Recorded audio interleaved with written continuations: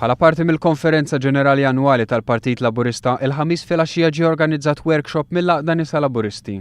Waqt dan il-workshop ġie diskuss is-sem tal-mara fis-soċjetà u bosta mill-kelliema saħqu fuq l-ħtieġa li l-mara tkun iktar attiva fil-livelli fejn jittieħdu d-deċiżjonijiet kemm fil-qasam politiku kif ukoll fis-settur tan-negozju.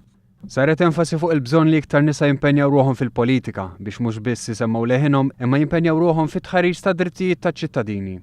Il-bilanċ bejn ix-xogħol u l-familja kien ukoll trattat waqt dan il-workshop.